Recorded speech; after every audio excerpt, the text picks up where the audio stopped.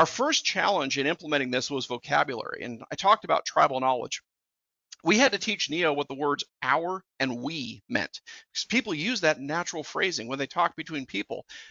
Which of our clients have this in their environment? Who's been experiencing this? We had to teach it. That means Aldridge. That means all of our clients. How do you know what the list of clients is? Again, tribal knowledge and sources of truth. We also found out people speak in shorthand, and that seems obvious when you say it aloud, but it was not obvious at the start.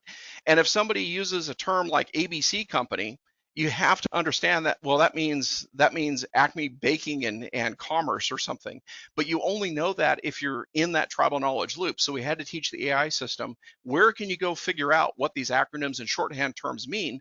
And you have to do it in a way where that persistent session is only 1 to 3 hours long.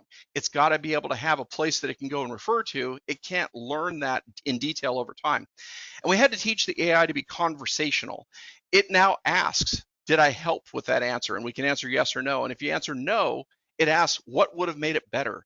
And then internally, we've got a review process where we go through and we look at the answers and we look at the questions that have been asked, and we work with the development team and we say, is this a skill improvement, or is this something that we can follow back up with the user and help them understand how to engineer their question in a way that the AI system could better answer more quickly if that's the type of thing they're going to ask over and over again.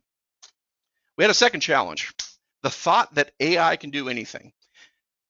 2023, AI is in the media all over the place. ChatGPT is on fire. You can do amazing things with it. And so when you present a white prompt in an empty Teams channel and it says, hi, I'm Neo, the natural expectation of everybody is, well, I should be able to ask this anything and it's going to be able to respond back. We failed at that point to be able to explain adequately. Neo is designed with a specific set of skills, and it pulls from a specific set of information. So if you ask it something outside of that domain, it would throw up its hands and say, I don't know what to say. Now we've refined that working with the team at Neo to say, it will actually respond back. I don't know exactly how to answer your question, but here's some suggestions on where you might go. And if you need more information, talk to these people. Here's where you can go get that. Because we want this platform to be something that people can go to confidently for answers, even if it doesn't know the answer. What we found is that in that initial October, November adoption, people would ask it anything. They were playing with it as an AI, but the challenge there was when it didn't give the right answer, after about 3 times, they completely mentally checked out. They gave up on the AI system without thinking about what it was capable of or what it was designed to do.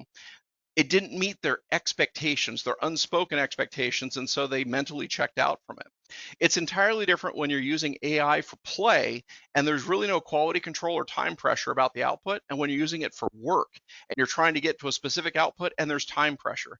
It takes effort for people to change a work habit, and they have to realize that they have to feel that there is a return on their own investment of time to do their job and meet their accountabilities. We also realized along the way that we had to refine skills and the information storage. We had to, in fact, I even got this from the developers at Neo. They expected that they could consume an IT service management system. We use ConnectWise Manage ourselves for our PSA, and that the schema would make the information very reasonable and structured, and it would be very consistent. It's not. You can customize those platforms just like you can customize an ERP, and the way you represent information, the AI has to be taught to understand how the information is represented. It's at the point now where Neo can actually draw inferences about how the data is represented and follow the trail through the system to learn things that it didn't necessarily know at the start and wasn't explicitly taught. We also had to teach it how to weigh our sources of truth for our knowledge.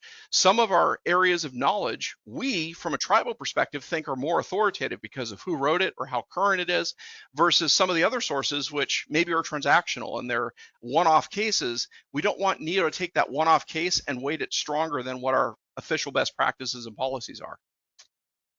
Challenge number 4, I've spoken to a couple of times, adoption. We, on a given day, have fewer than 10% of our service team using Neo every single day. And that's even 2 months after launch. So out of 120 people, we get about 12 or so unique users every day. And it's used for about 10 to 35 conversation sessions a day, which I actually understand is pretty good for this type of AI project, but it doesn't meet my expectations, my unspoken expectations, my undefined expectations for what utilization I think this should have, what it's capable of doing.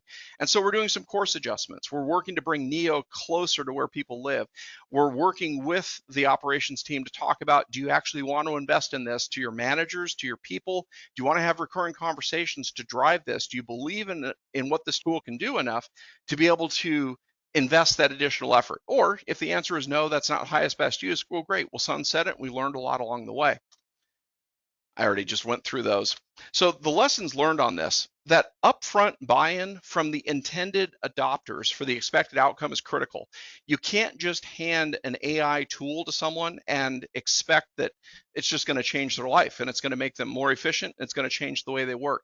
They've got to be personally bought into it because you're asking them to adopt a new habit. AI excels at shining light on your information source's quality and its conflicts and its depth. You might think that you've got this vast knowledge base or transactional knowledge about what happens in your environment. You will find amazing gaps within the AI system when there's not a person interpreting it, and instead you're getting the AI's interpretation of what the data looks like. And you realize the AI is not wrong based on the data that it's got. And those large language models, the natural language processing, and this is speaking towards the short term and the midterm, they're very well trained on English language and a broad array of general knowledge. When you get down to things that are specialized for your business and specialized for your industry, it takes a lot of work to integrate skills and vocabulary in a way that you're actually going to get a meaningful output on it on a recurring basis.